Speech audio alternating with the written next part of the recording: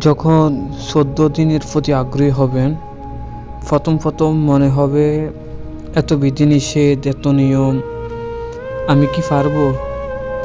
এসব পালন করা তো আমার জন্য খুবই কঠিন। ফজরে ওঠা তো আমার পক্ষে সম্ভব হচ্ছে না। এত শীতে অজু কিভাবে করব?